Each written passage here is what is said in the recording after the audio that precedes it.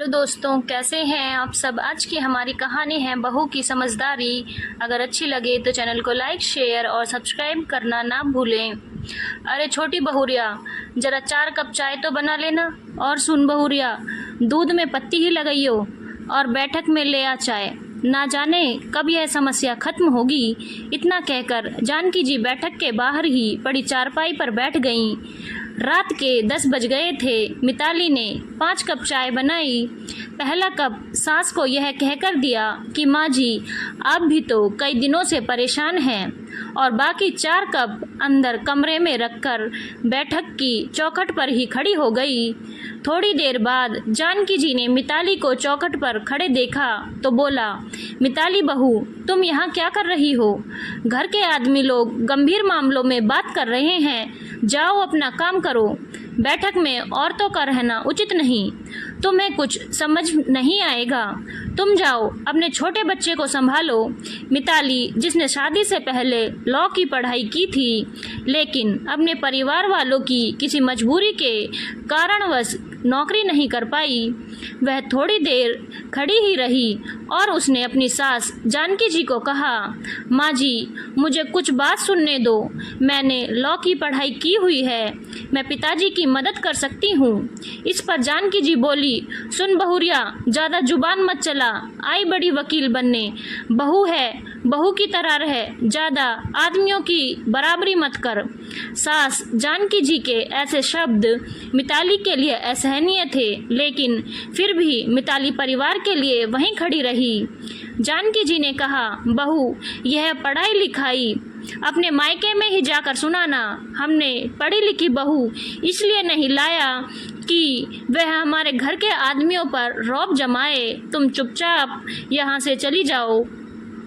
मिताली ने अपनी सास जानकी जी को समझाते हुए कहा, माँ जी, मैं इस घर के आदमियों पर रौब नहीं जमा रही।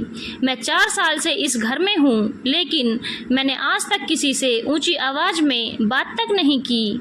लेकिन परिवार वही होता है जिनमें सभी लोग मुश्किल आने पर आपस में मिलकर सलाह करें, उस मुश्किल का हल निकालें। मैं चाहती हूँ कि मैं पिताजी से कुछ बात करूँ, अगर आप आज्ञा दे तो।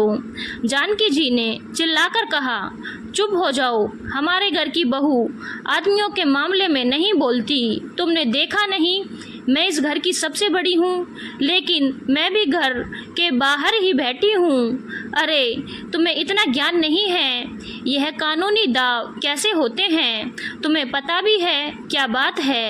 इतना कहकर जानकी जी की आंखों से आंसू बहने लगे और उसने मिताली से चीखते हुए बोला, हमारे जो खेत की ज़मीन है उस पर जागीरदार करोड़ी मल ने कब्जा कर लिया है। किस तरह से हमारी पुश्तैनी ज़मीन होने के बावजूद भी वह लोग हमारी ज़मीन पर से कब्जा नहीं हटा रहे। और यह लड़के तो निकम्मे हैं, जैसे इनको तो दिमाग चलता ही नहीं है।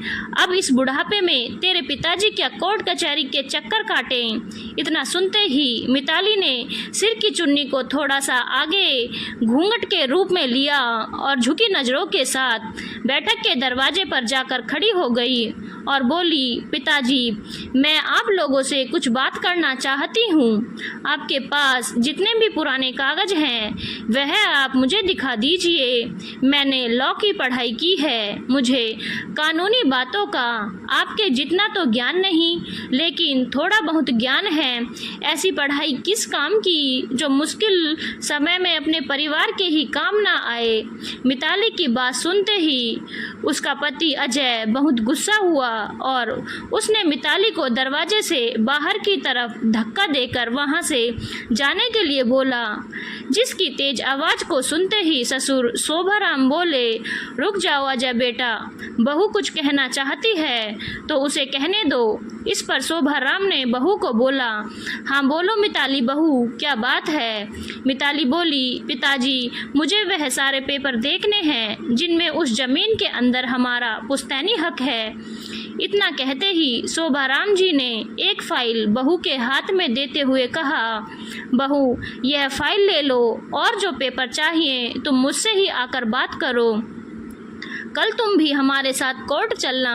गंभीर मामलों में मैं आदमी और औरत या छोटा बड़ा नहीं देखता, मेरे लिए बस इंसान की समझदारी ही काफ़ी है। मिताली ने अपने ससुर शोभाराम के पैर छुए और वह फाइल लेकर अपने कमरे में चली गई। रात भर उसने उन पन्नों को उलट पुलट कर देखा और कुछ नोट्स बनाने लगी। अगले दिन सुबह 7 बजे वह भी अपने ससुर, दोनों जेठों और अपने पति के साथ गाड़ी में बैठकर कोर्ट की तरफ बढ़ गई। 10 बजे की सुनवाई थी, जिसमें जो बातें मिताली ने कहीं उन सब के आधार पर विपक्षी दल के वकील को अपने घुटने टेकने पड़े तथा कुछ दिनों की तारीखों के बाद ही मिताली के ससुर शोभाराम को उनकी जमीन वापस मिल गई। उसने इस सब का श्रेय अपनी छोटी बहू मिताली को ही दिया और मिताली से कहा, बहू अगर तुम आगे भी पढ़ना चाहती हो तो तुम पढ़ सकती हो, क्योंकि पढ़ाई करने में कोई बुराई नहीं है। जानकी जी को भी उस दिन अपने व्यवहार के लिए बहुत बुरा लगा और उन्होंने अपनी छोटी बहू मिताली से माफ़ी मांगते हुए बोली, बहू मुझे माफ़ करना, जिस पढ़ाई को लेकर मैं तुम्हें शर्मसार कर रही थी, उसी पढ़ाई की वजह से आज हमारे घर में खुशियाँ वापस आई हैं। मिताली ने अपनी सास जानकी जी के पैर छूकर कहा कि माँ जी आप मुझसे माफ़ी मत मांगिए, मैंने तो इस घर का सदस्य होने के नाते अपना कर्तव्य निभाया है। अपने सास ससुर के आशीर्वाद से मिताली ने लॉ में ही आगे की पढ़ाई प्रारंभ करी और थोड़े दिनों के बाद उस गांव में ही एक महिला वकील के रूप में कार्य करने लगी।